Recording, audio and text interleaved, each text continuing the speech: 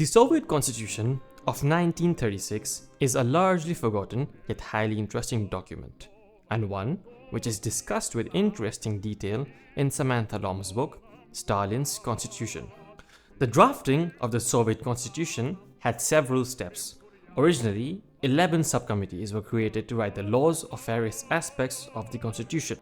These included subcommittees on topics like agriculture, education, and workers' rights. After this, the Constitution was assembled into one draft by the editorial subcommittee, which was then given to Stalin, who on April 19th and 22nd made various edits before giving the Constitution to the whole Constitutional Commission, who made various more minor edits before the Constitution was put up for a popular discussion in June. It is fitting in many ways to call it the Stalin Constitution, as Samantha Lom does. As Lom goes over the Soviet Constitution of 1936, she finds Stalin had a heavy hand in drafting it. Stalin personally removed some of the more radical social aspects of the Constitution, especially relating to women's suffrage, and also clearly seemed to hold disdain for the peasantry in the countryside, perhaps in no small part thanks to the struggle of dekulakization. As he clearly still doesn't trust them or respect them, he removes certain rights belonging to them in multiple separate instances. However, he also heavily advocated for other aspects of the Constitution that I think are positive, specifically relating to having multi-candidate elections at the local and regional levels. However, these aspects of the Constitution would sadly not survive to the final drafting of the document. More on that later. When Stalin was done with his edits and the Constitution also passed through the review of the committee, it was sent out across the USSR for public discussion. This alone made it objectively a far more democratic process than the drafting of the US Constitution. There was no public discussion about the US Constitution, for example. The Constitution of 1936 would go on to form USSR's main legal status for over 20 years. Obviously, the nature of the discussions relating to the Constitution differed in urban and rural areas, as the two types had different and sometimes conflicting interests. While women participated in the discussion, it was still dominated by men.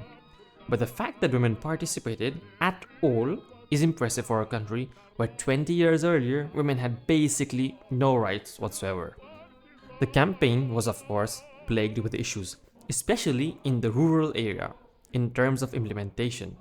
Discussions in cities were usually more thorough and carried out more effectively, given the Communist Party leadership was more prevalent in urban areas. While in more rural areas, administrators carried out orders from higher up with greatly varying degrees of compliance and competence. This got to the point that members of the Central Committee became frustrated that discussions weren't being taken more seriously by local members. Samantha Lom, for her research, specifically focused on a single region in Russia, Kirov, to get an idea of how debates over the provisions of the Constitution took place. The two main oppositions to the 1936 Constitution that Lom observed in the Kirov region were opposition to the idea of granting priests and former kulaks back their voting rights, and the opposition to the right of habeas corpus. Nowadays, ideas like habeas corpus and universal suffrage are fundamental notions, but the material conditions back then still led to widespread distrust of the kulaks and especially the priests, given their past and what might happen if they were given power again.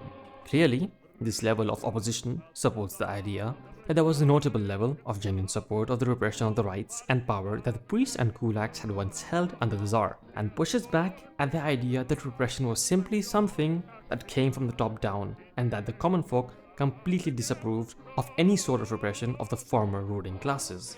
Many people in the debates in Kirov in fact wanted to expand the definition of, quote, enemies of the people, unquote, a designation that could mean death to include just about anyone that caused trouble on the collective farms.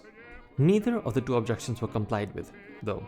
Kulaks and priests were still granted back their voting rights, and habeas corpus was reinstated. However, there were still mass arrests of the former kulaks after the Soviet Constitution was passed, with over 200,000 of them executed. And habeas corpus was of course not very heavily enforced during the Great Purges at all. So in a weird way, the Soviet government kinda did follow the will of the people, even if not directly. In fact, as Lom argues, the Constitution of 1936 in many ways, arguably, played a part in causing the Great Purge. After all, later on in the drafting of the Constitution, concerns of infiltrators began to arise as a result of a perception that wreckers were using the constitution process to sow discontent about USSR as a whole. These concerns were addressed with new arrests and crackdowns that put to bed the idea of multi-candidate elections for good. It is fair to assume that various criticisms of the government that arose as a result of discussions relating to the constitution might have helped facilitate the paranoia about infiltrators, some of it valid, some of it not, that eventually led to the Great Purges of 1937 under Yezhov.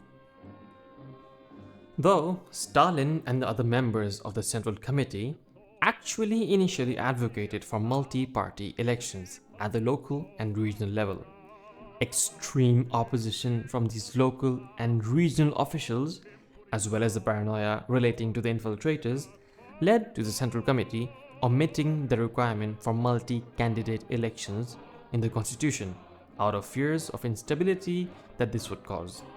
But it seems silly to worry about the instability of challenging an entrenched local bureaucracy, but not about the instability of launching the executions of thousands of higher-ranked Bolsheviks later on anyway. Many other Eastern Bloc countries would go on to adopt similar constitutions, though with some minor differences. The constitution would be replaced in 1977, as would the constitutions of many other socialist countries. All in all, the Stalin Constitution of 1936 is a fascinating insight into how the populace participated in the democratic process in the USSR, and the extent to which the USSR's upper echelons actually listened to the people's ideas or not. Anyways, that's about all for this video. If you'd like to help support me continuing to create content, please remember to like, subscribe, and leave a helpful comment. Most importantly, it would be a big help to subscribe to my Patreon.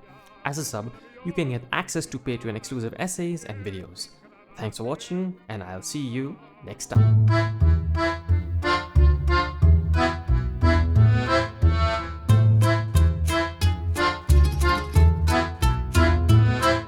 Additional rap to get over 8 minutes so I can get extra ad revenue.